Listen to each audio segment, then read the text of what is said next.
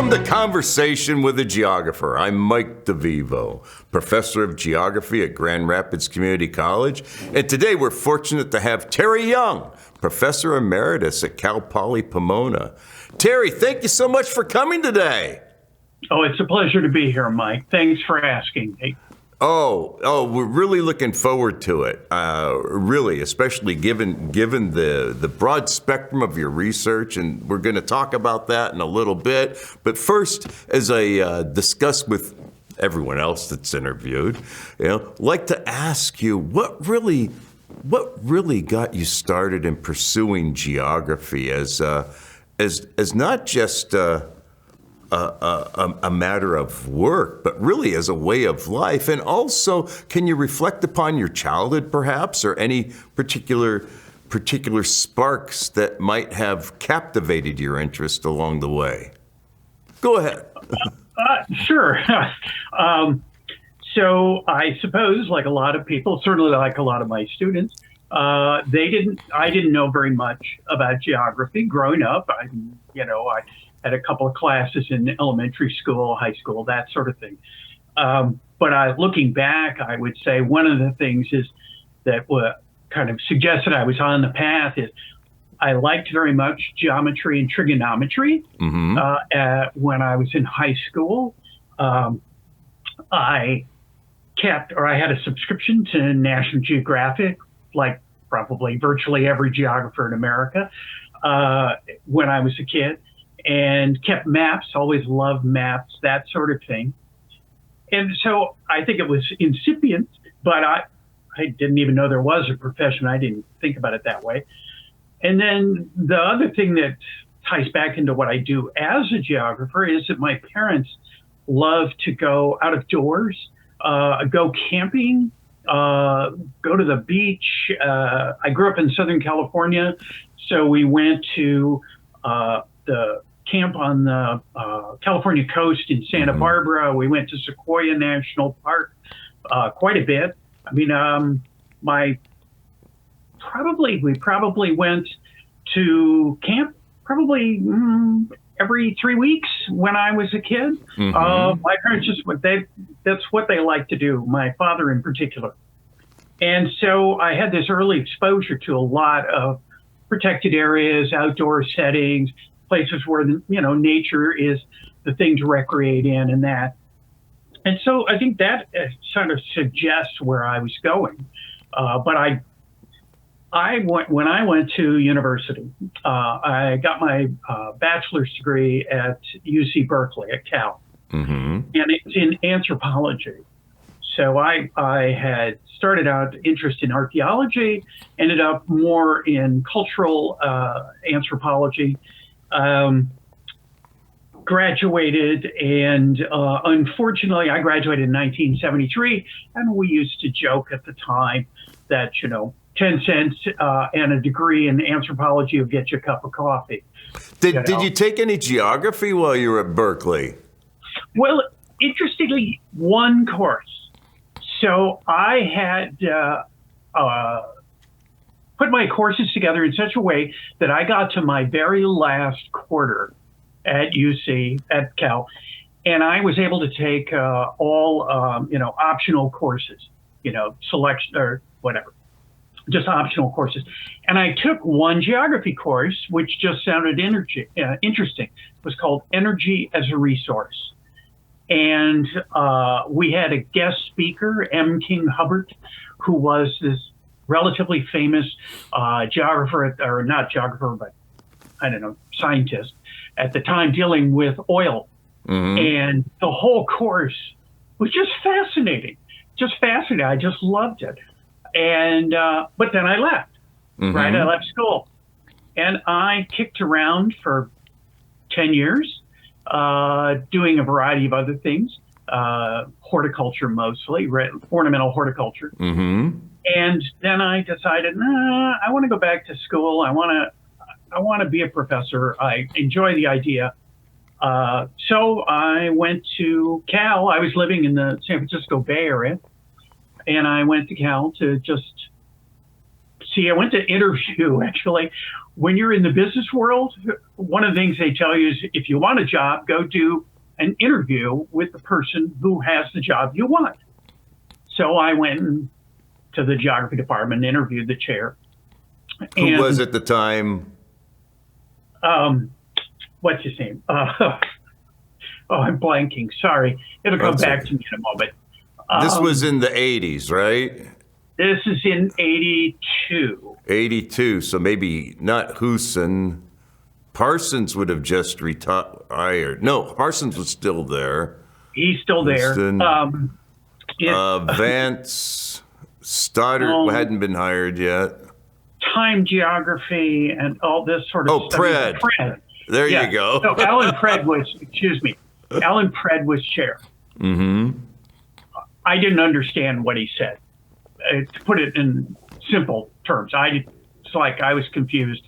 I left there thinking, okay, I'm not going to do this because I don't even understand what it is. And as I was going down the elevator, I ran into my roommate from when I was an undergrad at Cal, Don Sullivan. Mm-hmm. And Don said, Terry. And I was like, Don, who I hadn't seen since we graduated in 73. And he said, what are you doing here? And I said, well, I was just interviewing Alan Pred. I was thinking about geography. He said, what'd you think? And I said, I don't think it's for me. I don't really understand. And he said, wait a minute. Come with me. I'll buy you a cup of coffee. I'm a geography. He was working on his PhD at the time, Don was. And he said, and we can talk. And so I did. And Don understood where I was coming from a lot better than Alan Pred did, and talked me into it. And so I came back that fall. That next fall, was able to get myself into Cal for 1 year to take nothing but geography courses. As you can imagine, Cal doesn't want to let in a lot of students who've already got a degree from there, right? Because they've got a lot who want to get in who don't have one. But they let me in for 1 year. I was, speaking of mentors, the two people who most inspired me and helped the most were Jim Parsons and Jay Vance, both of whom were very supportive, easy to talk to, understood. I'm a non-traditional at this point. I'm 33. Very kind as well, both of them. Yeah, yes. Both of them. I was inspired a lot by them, took their courses, learned a lot, and both of them, first Jay Vance and then Jim Parsons as well, they both said, well, look, you should consider going to UCLA, given my interests. And in particular, you should go talk to Jonathan Sauer, who has a kind of overlapping interest. Because I had come from ornamental horticulture background and from cultural anthro. So I had this interest in plants as people use them, right? Right. So, and he had gotten that from Edgar Anderson in St. Louis. Exactly. So I went down, met Jonathan. I drove down. And his father, too, I guess. Yeah. Yeah, from his father as well. But I think you're right. I think it was mostly from Edgar Anderson. And Jonathan was very welcoming. He's a great guy, very straight. I mean, he would talk to you very clearly, right to you. He paid attention. He heard you. And so, and I met several other people in the department, and I thought, okay, I'll do this. And I applied, and they took me. They accepted me and gave me a fellowship. And so I started at UCLA in fall of '84 with Jonathan as my advisor. And I ended up doing what I suppose we could best call cultural biogeography. I wrote my master's thesis about front yard gardens in Southern California, how the vegetation mix changed over time. And I tried to relate that to changes in the nursery industry that were happening over time, using catalogs and that sort of thing. But in the course of all of that, I came to realize that I didn't really care about the plants. What I cared about more was what people thought of the plants. So I was less interested in, examining the plants themselves, sort of effectively wanting to ask anybody who'd plant them, like, why? Why'd you plant that? What does it mean to you? What difference does it make, to you? Anyway, I came to realize that was really more my interest. So I decided when I finished my master's degree to stay at UCLA and to change advisors. And I was lucky enough that Nick Entrican was willing to take me on as a student.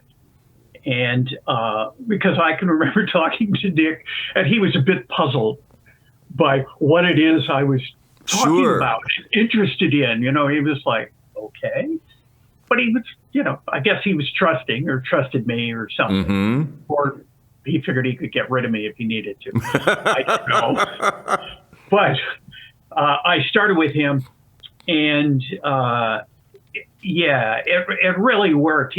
I can remember him asking me, so what do you want to do? And I told him I was interested in green spaces effectively. And he said, what do you want? You want to do more with personal gardens? And I said, no, I can't, because there's really no records. There's nothing to write with, nothing to draw on. You just have the garden itself generally, or you go to elite gardens, right? Big estates or something. And I didn't want to do that. I wanted something more vernacular, every day.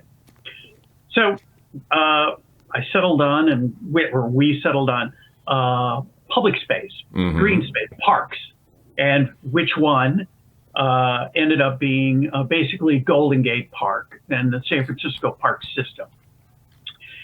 And I decided to do that because there were records. I decided to do it because my parents had taken me there a number of times as a child, and I remembered the park. It's a lovely park. It's a lovely park, and I have very good positive memories of both San Francisco and Golden Gate Park in particular. And I started working on it, and I realized my personal taste is I'm a cultural geographer. I'm interested in meaning in particular, meaning, values, purposes that people have.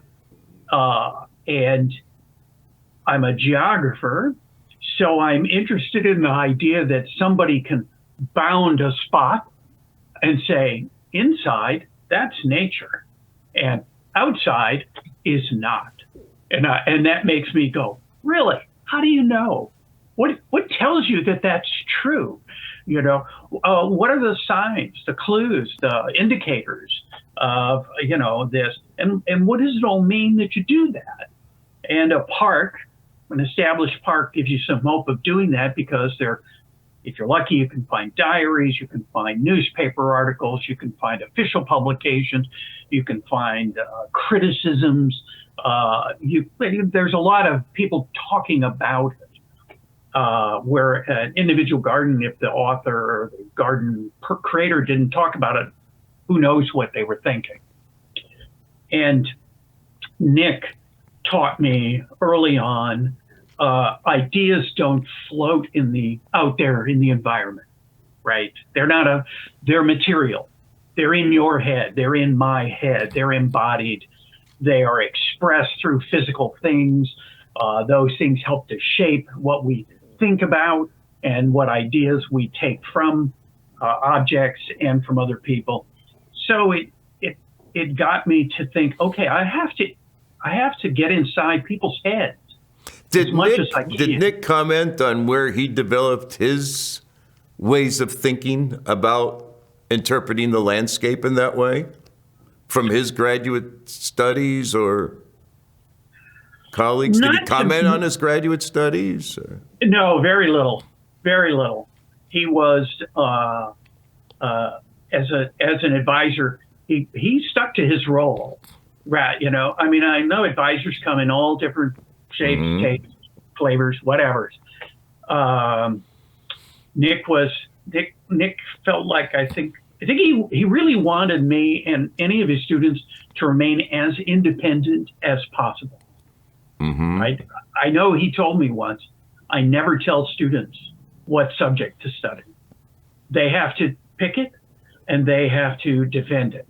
To me, my criticisms, and to the rest of geography. And he said, and the only way that you're going to be any good at defending an idea is it's your own. It's got to be something you want to work on. And that was great advice. Really, you take possession of it and you run with it, and you're the principal stakeholder. So you determine its value. That is great advice. Yeah. Absolutely. Were there others on the faculty at UCLA that worked with you that you could comment on in terms of their maybe courses, seminars, or advice? Well, I worked with. So my method of doing this analysis of culture is historical, right? So I like to come at things historically. I like to understand the context they're in, the historic context. So, given that, I worked with Michael Curry as well. He was on my committee, as was Jonathan Sauer. He continued on my committee. The two of them, Jonathan was a very good writer. He was, in that Hemingway sort of mold of like, if you could say it in 4 words, don't say it in 5, just brevity. Jonathan was always pushing for brevity. So he was very good at that. Michael, like Nick, understood complexity and embraced it. They didn't think the world could be simplified necessarily, but you could hopefully get some insights into it. And so they didn't encourage me to try to narrow everything down. They were good geographers. They said, go ahead and throw it in. If you've got to throw it in, you get to throw it in to the soup to make it make sense. Outside of geography, I had 2 advisors in history. Eric Munkinen, who was an urban social historian, particularly of crime, but it was his urban interests that drew me to him. And Norris Hundley, who was an historian of basically the American West, and wrote books about the environment, managing and controlling the environment in California. He wrote a book called Battling the Inland Sea, which was about the California Delta, where the San Joaquin and the Sacramento rivers come together, and managing and controlling it. Our interests overlapped in that the engineer right there around Stockton. Exactly. Right. Stockton, Merced, Sacramento, or whatever, Modesto. And his interests and mine overlapped in that we were both involved with the same guy, somebody named William Hammond Hall, who was the state engineer who began the control of the Delta and was also the designer of Golden Gate Park, the initial designer before he became the state engineer. So, both of those men were very helpful, great readers, very fast readers, turned over their work very quickly. If you gave them something, they give it right back. I remember with Eric, I took a couple of seminars with Eric back to back, and he had us start all the students by saying, okay, go out, get a list of books you're going to read. Historians mostly read books. Go get the books, bring it back with some annotations, and we'll talk about why you're going to read these books and what will be the point, given whatever it is we were working on individually. And so, I was working on Golden Gate Park in San Francisco, so I got a variety of books, brought them back, and I had on my list, 7, 10 books or something I was going to use. And the other students in the class, all of whom were historians, had like 25 to 50 books. And I And he looks at me and he's like, "Why don't you have any books?" And I said, "Well, honestly, I can't read more than that, fully books, read them fully, and, I can get some good ideas and stuff out of that." And he looked at me and they all just looked at me, all the historians, and Eric said, "Terry, reading whole books is a luxury and you can't afford it." He said, you have to figure out to learn how to get what you need out of a book quickly and move on. He said, you can't read them all. You can't read the whole thing. That's great for fiction. Go have a good time when you're on your own. But for your work, it was great advice. Again, he taught me. That very much is great advice, especially when we find a talented writer in our field that we just enjoy reading. But yes, we have to move on if we really want to incorporate that piece into our work. Indeed. That's right. Yeah. So I finished there in 91. Learned a lot from my advisors. So that was pretty much my education There you go. to the PhD. And just, it's because you've woven together physical geography and human geography, which is not often done today, unfortunately, in many ways. In fact, many people seem to be specializing even more finely than, years ago. Were you taking courses or seminars from other physical geographers at UCLA? Like, I guess Trimble was on the faculty, and Walter was also there. Any other courses aside from Sauer? I took courses in biology. I got you. Okay. Okay. Went down to biology and took a couple of courses there, mostly on kind of the history of the use of plants. But from a botanical viewpoint. What does that mean? So the kind of emphasis was on sort of like an economic botany kind of thing. Yeah. But because it's the botanist, they were trying to have us have a better understanding of, like, okay, you're eating a seed. Well, what is a seed? In wheat or something. And there are particular parts of the plants, and they function different ways. Genetics, they've been manipulated, things like that. They were trying to instill in us.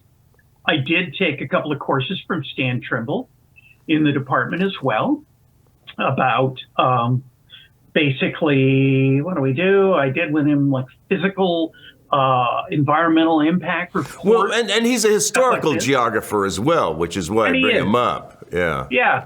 And he was very interested in, how did we get into this kind of environmental pickle, if you will, in particular, as he did with the streams and stuff, writing about in the Southeast. I took a course from Gary Dunbar. We were required at UCLA, when you started the program, you were required to take 3 courses. There was only 3.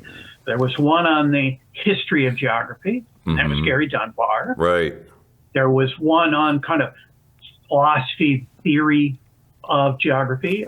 I took that with Nick Entropin. Of course. That's why I knew something about what Nick was like and stuff. And then we had to do one on statistics, spatial statistics and things like that. And I took that with Bill Clark. Okay. So I learned enough about statistics from Bill to have a kind of, I think, a good basic sound understanding of, like, well, what can numbers tell us? That sort of thing. But it's not my field. I mean, Absolutely. So after UCLA, you went where? I got a fellowship at Dumbarton Oaks in Washington, D.C. And I was there for a term. It was a half-year fellowship, doing some work on my dissertation, converting it into a book. Then I came back to Southern California and taught a couple of courses in the department at UCLA in the geography department.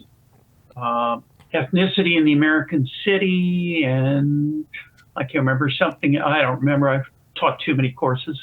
Yeah, there's just too many of them.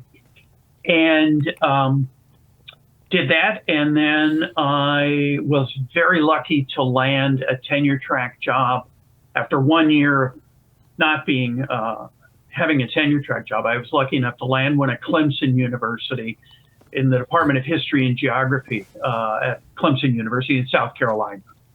And it was a department of 20 plus historians and 2.5 geographers. So we didn't have a major. We just had a minor. And but that was fine. I enjoyed it. I had a good colleague, Jim Miller.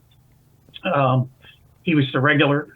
The other full-time geographer, and then we had Joe Arbina, who was an historian who had gotten his master's in geography, and he was interested in sports, and so that helped me actually to say, well, recreation sports, these are legitimate topics. He was an historian of it by this point rather than a geographer, but did that. But unfortunately, my wife did not like where we were living. And in between when I started that job in 92, fall of 92, and when we moved back to Southern California in 1999, I had a fellowship at the Smithsonian. I had an interim post at Dumbarton Oaks as the director of landscape studies. I taught at George Washington and Mary Washington, a number of schools, and I commuted mostly back and forth. And in 1999, basically, my wife told me, Kitty, she said, Terry, I love you. I've got a job in Southern California. I'm moving back. I hope you'll come too. And I had a tenure track job. I was going to go up for tenure the next year, and I resigned and moved to Southern California because I'd much rather have somebody who loved me and cares about me and actually likes me than a particular job. I can understand that entirely, and I think, if I recall, academic employment in the 90s, it was very difficult to find a tenure track position really in the United States at that time. Those tenure track jobs were hard to come by. So for you to have gotten a position in the first place was a major coup. And then later you went to California and you found yourself. I came to California. One of the things that was lucky for me is that I'd gone to UCLA, so I could go back to the department and say, I'm back here. Nick was still there. Michael Curry was still there. Many of the faculty that I'd been a grad student with, they were still there, and they were happy to, take me on as a part-timer and give me courses to teach. And the other is at USC, they don't, or didn't at the time, they didn't allow graduate students to teach courses at USC. They used to tell their students, so they told me, we tell the parents of the students that, for your $50,000 a year or whatever they were paying, your child is going to be educated by somebody who has the terminal degree in their field. And surprisingly, there aren't a whole lot of PhDs in Los Angeles who don't have a job. They were working in aerospace, they were working in development, they were working in tech, they were working at university. But I happened to be have gotten there without a job and a PhD. And USC, the geographers were very happy to have me come and teach for them too. So I taught with Jennifer Walsh and Wilson. I'm blanking. Anyway, sorry. So I taught for a couple of years and then got a job as a visiting assistant at Cal State Long Beach. So that was a 2-year gig, And whatever, as the first year was finishing, I applied for a tenure track job that had come up at Cal Poly. And I ran into a colleague, Lynn Wu, who I'd gone to graduate school with, who was teaching at Cal Poly. And she said, I was at an AAG committee meeting, and she said, "Are you going to apply for our job, that we were advertising?" And they were advertising for, I don't remember, but I had learned over the years, don't apply for jobs that really don't describe you, because you never know. You apply for a job and you're kind of stretching yourself and trying to make it appear, yeah, I could do that, even if you could or couldn't. But then you never know, the next year or 2 years later, somebody in that department who actually does what you do will retire. And then they want to replace that person. And now you've told them you're A, but in fact, you actually are B. And you've now just stepped all over your toes. So just apply for jobs that you really can do and you really are a realistic fit for. So by this, as probably most people, I'd applied for many jobs and didn't know. So anyway, I said, no, I'm not going to do it. It's too different. And then she said, look, what we really need is a good colleague. Please apply. They'd had some trouble. Anyway, and I said, okay. So I applied. They interviewed me. I got the job. And that was the last tenure track job I had. I was at Cal Poly Pomona from fall of 2002 until spring of 2022.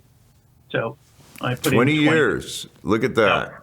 And I think it's important that people who view this or listen to it on the podcast recognize that this is not an unusual path for many people in academia and in geography during these times. I mean, it was common.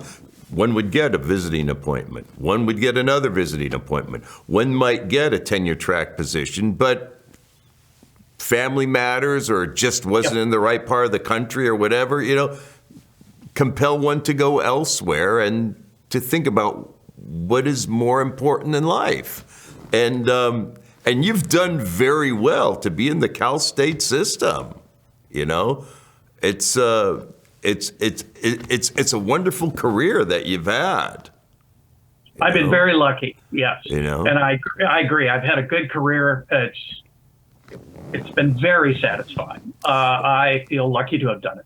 Well, let's talk a little bit. We don't have much time. Let's talk a little bit about your research associated with protected areas.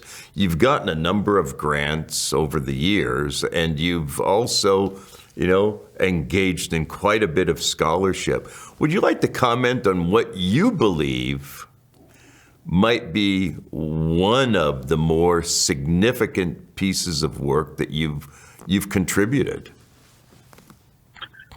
Well, I guess I'm the one that's had the most impact has been my most recent book, Heading Out: A History of American Camping.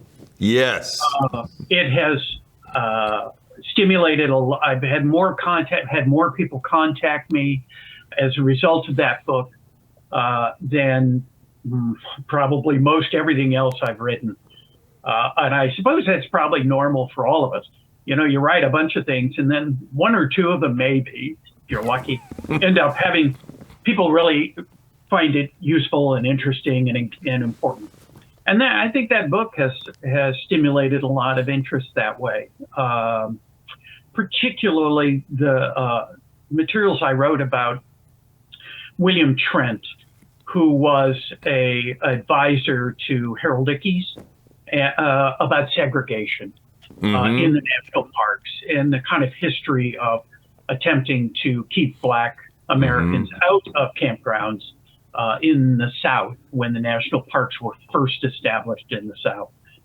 And then the fight over that and stuff. I think that's had a lot of impact. That and the chapter about the man who basically designed the modern auto campground, the kind of one-way drive-through with a little parking piece. He was a botanist or whatever. Anyway, he's a botanist. named Emilio Meineke, E.P. Meineke, lived in San Francisco in the 20s and 30s. He invented basically the campground. And a lot of people have been amazed by that. So, yeah, and and to me, it's important to understand. I think Americans, like everybody in the world, engage in pilgrimage, but we have a long history going back to the Puritans of we don't engage in pilgrimage to religious sites. This was rejected. This was Catholicism.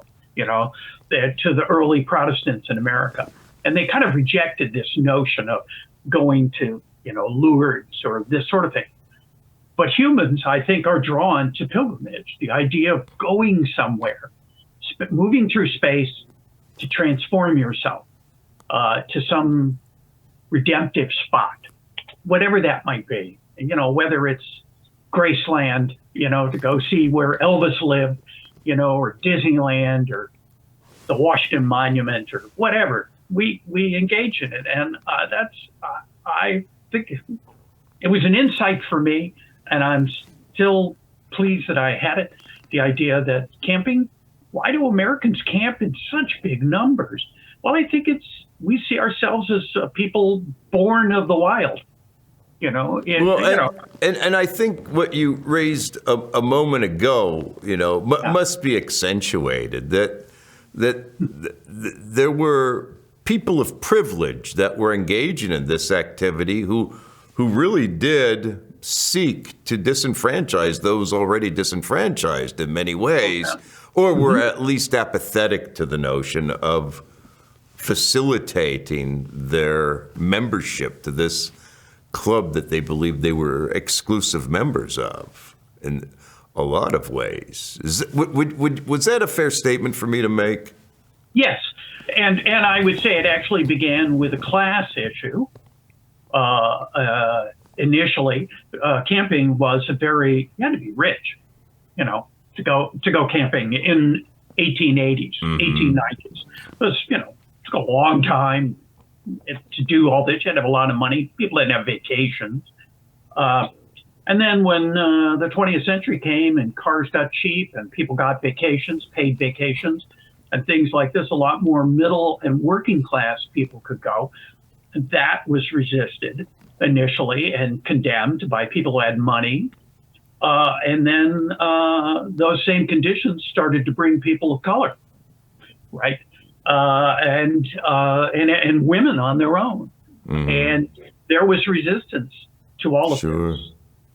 Yeah. Well, Terry, we have just a moment to go, and I'm going to ask you to ponder over your career, your life, and we've not even touched upon your teaching or your students, but I'll ask you to think about any words of advice you might have for some prospective geographers, students interested in pursuing geography, or even colleagues in the field.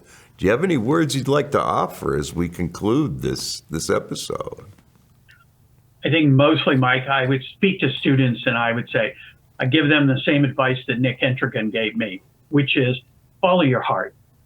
If you want to, if you're going to spend a lifetime doing something that can be very difficult, it should be something you really want to be able to do and know more about.